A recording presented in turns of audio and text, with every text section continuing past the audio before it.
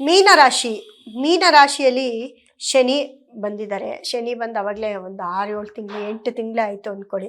ಆದರೆ ತುಂಬ ಕಷ್ಟದಲ್ಲಿ ತುಂಬ ಒಂದು ಇಕ್ಕಟ್ಟಿನ ಪರಿಸ್ಥಿತಿಯಲ್ಲಿ ಮೀನರಾಶಿಯವರು ಸಿಕ್ಕಾಕೊಂಡಿದ್ರು. ಆದರೆ ಎಲ್ಲೋ ಒಂದು ಕಡೆ ಈ ಒಂದು ಗುರು ಬದಲಾವಣೆಯಿಂದ 5ನೇ ಮನೆಗೆ ಗುರು ಬದಲಾಗಿದ್ದಾರೆ. ಅದರ ದೃಷ್ಟಿ, ನೇರ ದೃಷ್ಟಿ 9ನೇ ದೃಷ್ಟಿ ಮೀನರಾಶಿ ಮೇಲೆ ಬೀಳುತ್ತೆ.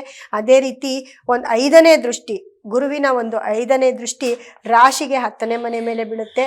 ಅದೇ ರೀತಿ 9ನೇ ಮನೆ ಮತ್ತು 11ನೇ ಮನೆ ಮೇಲೆ ಗುರುವಿನ ಒಂದು ದೃಷ್ಟಿ, 7ನೇ ದೃಷ್ಟಿ ಬೀಳೋದ್ರಿಂದ ಎಲ್ಲ ಒಂದು ಕಡೆ ನೀವು ಏನೇ ಕೆಲಸ ಮಾಡಿದ್ರು ಮೀನರಾಶಿಯವ್ರಿಗೆ ಯಾವ್ಯಾವೆಲ್ಲ ಕೆಲಸ ಸ್ಟಕ್ ಆಗಿತ್ತು ಆ ಕೆಲಸ ಆಗ್ತಾ ಹೋಗುತ್ತೆ. ಮುಖ್ಯವಾಗಿ ಮೀನರಾಶಿಯವರು ನೋಡಿ, ಶುಕ್ರ ಬಂದು ನಿಮಗೆ ಸಪ್ತಮದಲ್ಲಿ ಇರೋದ್ರಿಂದ ನಿಮ್ಮ ಲೈಫ್ ಪಾರ್ಟ್ನರಿಂದ ನಿಮಗೆ ಹೆಲ್ಪ್ ಆಗ್ಬೋದು. ಅಥವಾ ಯಾರೇ ಆಗಿರ್ಬೋದು, ನಿಮ್ಮ ಪಾರ್ಟ್ನರ್ ಆಗಿರ್ಬೋದು, ನಿಮ್ಮ ಗಂಡ ಆಗಿರ್ಬೋದು, ನಿಮ್ಮ ಹೆಂಡತಿ ಆಗಿರ್ಬೋದು, ಇವರಿಂದ ಕೂಡ ನಿಮಗೆ ಲಾಭನೇ ಅಂತ ಹೇಳ್ಬೋದು. ಜೊತೆಗೆ ನೀವು ಏನೇ ಕೆಲಸ ಮಾಡಿದ್ರು ನಿಮ್ಮ ಗೈಡೆನ್ಸ್ ಏನಿರುತ್ತೆ, ನಿಮಗೆ ಏನು ಬೇಕು ಅದೆಲ್ಲವನ್ನು ಕೂಡ ನೀವು ಈ ಕನ್ಯಾ ರಾಶಿ ನಿಮ್ಮ ಲೈಫ್ ಪಾರ್ಟ್ನರ್ ಜೊತೆ ನೀವು ಡಿಸ್ಕಸ್ ಮಾಡಿದ್ರೆ ಎಲ್ಲ ಒಂದು ಕಡೆ ನಿಮಗೆ ಒಳ್ಳೆಯದಾಗುತ್ತೆ ಅಂತ ಹೇಳುತ್ತೆ.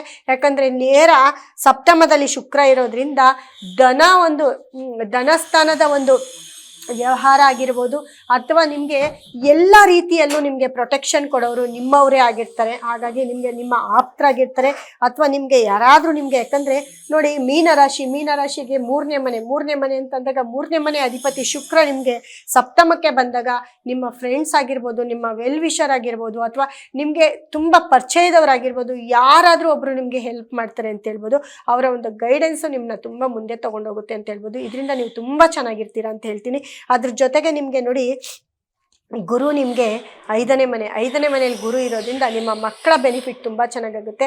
ಯಾರೆಲ್ಲ ಮೀನರಾಶಿಯವ್ರ ಮನೇಲಿ ಮಕ್ಕಳು ಕೆಲಸಕ್ಕೋಸ್ಕರ ಹೊರಗಡೆ ದೇಶಕ್ಕೆ ಹೋಗಬೇಕು, ಹೊರಗಡೆ ರಾಜ್ಯಕ್ಕೆ ಹೋಗಬೇಕು, ಯಾವುದಾದ್ರೂ ಒಂದು ಓದೋದಕ್ಕೆ, ಕೆಲಸಕ್ಕೆ ಏನಾದರೂ ಅಚೀವ್ಮೆಂಟ್ ಮಾಡಬೇಕು ಅಂದರೆ ಖಂಡಿತವಾಗ್ಲೂ ನಿಮಗೆ ನಿಮ್ಮ ಒಂದು ಇದು ಪಾಸಿಟಿವ್ ಆಗ್ತಾ ಹೋಗುತ್ತೆ.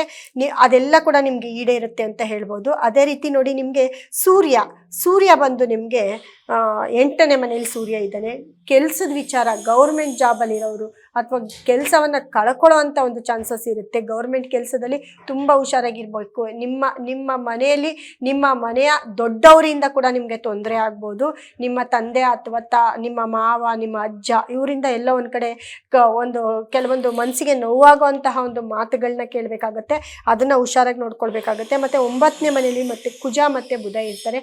ಕುಜ ಮತ್ತು ಬುಧ, ಯಾಕಂದರೆ ನಿಮಗೆ 3ನೇ ಮನೆ ಮೀನರಾಶಿಗೆ 4ರ ಅಧಿಪತಿ ಬುಧ, ನಿಮಗೆ 4 ಮತ್ತು ಸಪ್ತಮದ ಅಧಿಪತಿ ಬುಧ ನಿಮಗೆ 9ನೇ ಮನೆಗೆ ಬಂದಿರೋದು ಎಲ್ಲ ಒಂದು ಕಡೆ ಅದು ಕೂಡ ನಿಮಗೆ ಪಾಸಿಟಿವ್ ಅಂತ ಹೇಳ್ಬೋದು. ಅಲ್ಲೂ ಕೂಡ ನೀವು ತುಂಬ ಧನ ಯೋಗದಲ್ಲಿ ಇರ್ತೀರ.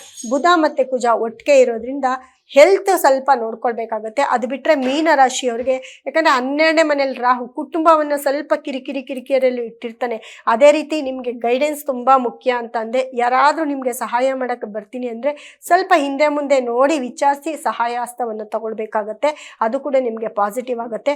ಮುಖ್ಯವಾಗಿ ನಿಮ್ಮ ಮನೆಗೆ ನೇರ ಗುರುದೃಷ್ಟಿ, 9ನೇ ಗುರುದೃಷ್ಟಿ. ಜೊತೆಗೆ ನೋಡಿ, ನಿಮಗೆ 10ನೇ ಮನೆ ಅಂತ ಬಂದಾಗ ಧನಸ್ಸು ರಾಶಿ ಆಗುತ್ತೆ. 10ನೇ ಮನೆಗೆ ಕೂಡ ಗುರುವಿನ ಒಂದು ದೃಷ್ಟಿ ಬೀಳೋದ್ರಿಂದ ಅಲ್ಲೂ ಕೂಡ ನಿಮಗೆ ಪಾಸಿಟಿವ್ ಆಗುತ್ತೆ. ಯಾಕಂದರೆ ಗುರುವಿನ ದೃಷ್ಟಿ ನಿಮಗೆ ಹಿಂದೆಗಡೆ 11ನೇ ಮನೆಗೆ ಬೀಳುತ್ತೆ. 11ನೇ ಮನೆಯಲ್ಲಿ ಕೂಡ ನಿಮಗೆ ಗುರು ದೃಷ್ಟಿ ಬೀಳೋದ್ರಿಂದ ಅಲ್ಲೂ ಕೂಡ ನಿಮಗೆ ಎಲ್ಲೋ ಒಂದು ಕಡೆ ಕೆಲಸ ಕಾರ್ಯದಲ್ಲಿ ತುಂಬ ಪಾಸಿಟಿವ್ ಆಗಿರ್ತೀರ.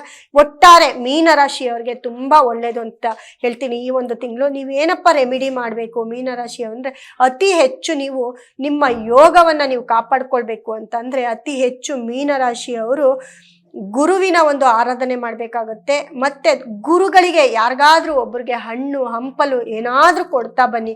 ನಿಮ್ಮ ಗುರುಗಳು ನಿಮಗೆ ವಿದ್ಯೆ ಕಲಿಸ್ಕೊಟ್ಟಿರೋರಾಗಿರ್ಬೋದು, ನಿಮ್ಮ ವೆಲ್ವಿಷರ್ ಆಗಿರ್ಬೋದು, ಅಥವಾ ನಿಮ್ಮನ್ನು ಗೈಡ್ ಮಾಡೋರಾಗಿರ್ಬೋದು, ಅಥವಾ ನಿಮ್ಮ ಮನೆಯ ಕುಲಗುರುಗಳಾಗಿರ್ಬೋದು, ಯಾವುದೇ ಒಂದು ಗುರುಗಳಿಗೆ ನೀವು ಏನಾದರೂ ಕೊಡಿ. ಮತ್ತು ಕೆಲವೊಂದು ಕಡೆ ನೋಡಿ, ಭಿಕ್ಷಾಟನೆಗೆ ಬರ್ತಿರ್ತಾರೆ ಕಾವಿ ಬಟ್ಟೆ ಹಾಕ್ಕೊಂಡು, ಅವ್ರನ್ನೂ ಕೂಡ ಕಡೆಗಣಿಸ್ಬೇಡಿ ಮೀನರಾಶಿಯವರು. ಅವ್ರಿಗೋಸ್ಕರ ಏನಾದರೂ ಒಂದು ಥಿಂಗ್ಸನ್ನು ನಿಮ್ಮ ಕೈಯಲ್ಲಿ ಆಗಿದ್ದನ್ನು ನೀವು ಕೊಡ್ತಾ ಬನ್ನಿ, ತುಂಬ ಒಳ್ಳೆಯದಾಗುತ್ತೆ ಅಂತ ಹೇಳ್ತಾ 12 ರಾಶಿಗಳ ಫಲಾನುಫಲಗಳನ್ನು, ನವೆಂಬರ್ ತಿಂಗಳ ಫಲಾನುಫಲಗಳನ್ನು ಸಂಕ್ಷಿಪ್ತವಾಗಿ ಹೇಳಿದ್ದೀನಿ. ಕೊಟ್ಟಿರೋ ರೆಮಿಡಿಯನ್ನು ನೀವು ಎಲ್ಲ ರಾಶಿಯವರು ಬಳಸ್ಕೊಳ್ತಾ ಬಂದರೆ ನವೆಂಬರ್ ತಿಂಗಳಲ್ಲಿ ತುಂಬ ಒಳ್ಳೆಯದಾಗುತ್ತೆ ಅಂತ ಹೇಳ್ತಾ ನನ್ನ ಈ ಒಂದು ಕಾರ್ಯಕ್ರಮವನ್ನು ಮುಗಿಸ್ತಾ ಇದ್ದೀನಿ. ಧನ್ಯವಾದ ವೀಕ್ಷಕರೇ.